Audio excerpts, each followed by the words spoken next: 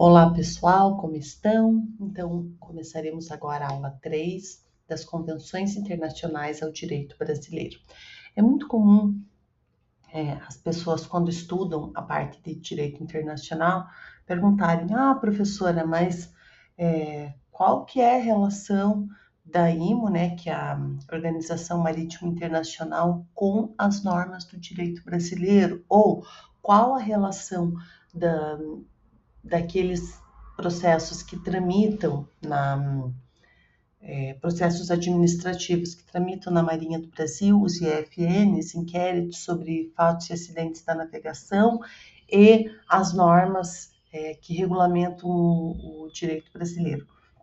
Na verdade, todo e qualquer procedimento que é instaurado, seja na Capitania dos Portos, delegacias ou agências, né, da Marinha do Brasil, seja nos portos propriamente dito, eles servem para que as normas internacionais sejam atualizadas. Vocês já devem ter ouvido falar, né, do SOLAS, da MARPOL, da STCW, que são normas que regulamentam o direito internacional. Mas como que essas normas são atualizadas? Como que as informações do que é importante para que ocorra no ambiente marítimo, ele é realmente incorporado como uma norma no ordenamento jurídico interno, no ordenamento jurídico brasileiro? Bom, normalmente, o resultado desses inquéritos administrativos que acontecem, né, nessas instâncias que eu já comentei, o resultado deles é enviado para a Organização Marítima Internacional e nela são reestabelecidos novos parâmetros de segurança. Professora, mas eu ainda não entendi como que um problema que acontece, ser encontrado um clandestino no navio mercante vai influenciar uma norma internacional. Primeiro de tudo, é importante a gente lembrar que a Constituição, ela estabelece a distribuição de competências. Então, o artigo 84, inciso 8º da Constituição, fala que compete privativamente ao presidente da República celebrar tratados sujeitos a referendo do Congresso Nacional. O presidente da República, ele pode delegar essa celebração de tratados aos seus ministros, por exemplo, ao ministro das Relações Exteriores, aos diplomatas que vão representar o Brasil em convenções internacionais. Isso está estabelecido no artigo 84, inciso 7º. Eu vou fazer a leitura. Artigo 84 da Constituição. Compete privativamente ao presidente da República, inciso 8º, celebrar tratados, convenções e atos internacionais sujeitos a referendo. E o artigo 49, inciso 1º da Constituição, indica que é de competência exclusiva do Congresso Nacional. Quem que integra o Congresso Nacional? A Câmara dos Deputados, mais o Senado Federal. Compete exclusivamente ao Congresso Nacional resolver definitivamente sobre tratados que acarregam encargos ou compromissos gravosos ao patrimônio nacional, ou seja, aqueles que o Brasil vai precisar se organizar também financeiramente para poder, ou administrativamente, para cumprir com os encargos desse tratado. De uma forma simplificada, eu coloquei do lado direito do slide como que funciona a celebração de um tratado internacional. Então, primeiro, a negociação. Imagine que dentro, né, da Organização Marítima Internacional, determinado tratado vai ser negociado, mas isso pode acontecer no âmbito da ONU ou, né, se for uma relação de trabalho da OIT. Então tem uma negociação, primeiro pelos agentes diplomáticos, assinatura. Após essa assinatura, né, que muitas vezes acontece pelo agente diplomático delegado pelo presidente da República, acontece a aprovação pelo Congresso Nacional. Então tem todo um processo, todo um procedimento legislativo de ratificação desse tratado pelo Congresso Nacional, passando pelas duas casas. Aí tem uma manifestação do consentimento no plano internacional, ou seja, novamente os agentes diplomáticos devolvem esse documento a nível internacional, né, a organização que auxiliou na elaboração do tratado, e por último, ocorre a promulgação e a publicação do texto no Brasil. Então, isso significa dizer que somente a assinatura de um tratado não leva à sua imediata aplicação em solo nacional. Tem todo um procedimento para que isso aconteça. Nesse slide, ele demonstra bastante, né? Então, a gente tem no plano internacional como que ocorre, o Estado manifesta seu consentimento em obrigar-se pelo tratado de acordo com o direito internacional, seguindo sempre a Convenção de Versalhes, que dispõe sobre os tratados. Aí, no plano interno, o Estado ele precisa observar os procedimentos constitucionais para que o tratado seja ratificado no plano interno.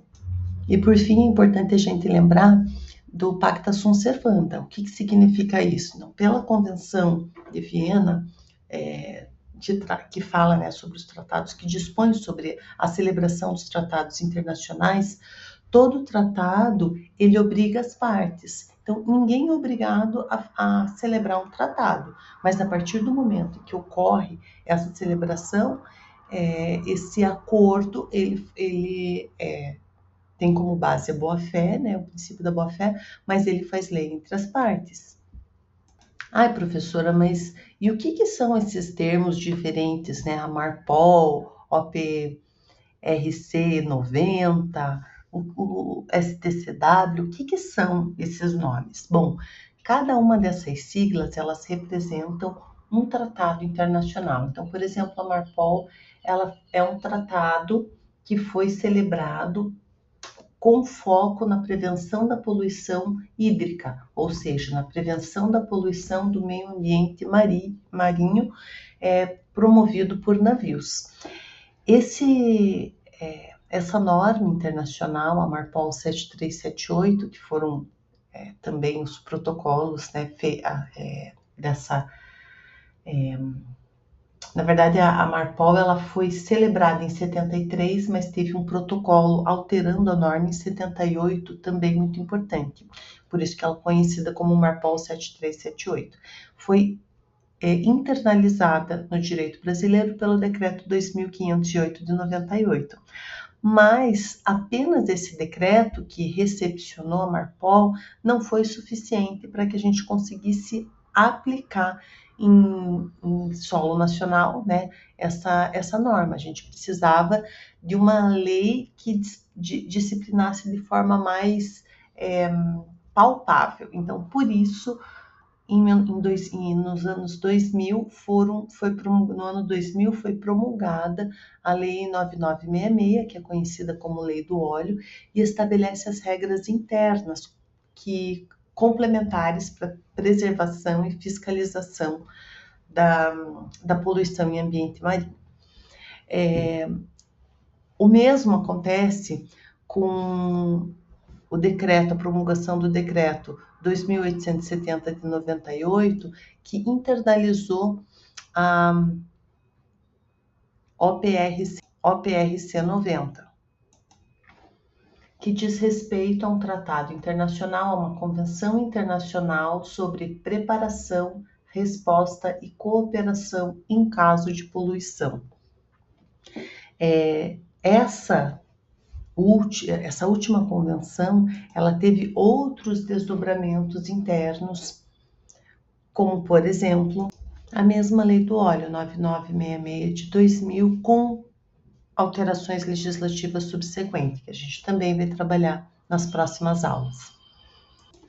Disso é importante a gente compreender que as convenções internacionais, elas se tratam de um sistema dinâmico. Elas possuem atualizações contínuas, sendo sempre alimentadas, por exemplo, por esses inquéritos que acontecem no mundo inteiro e são sempre reportados à Organização Marítima Internacional.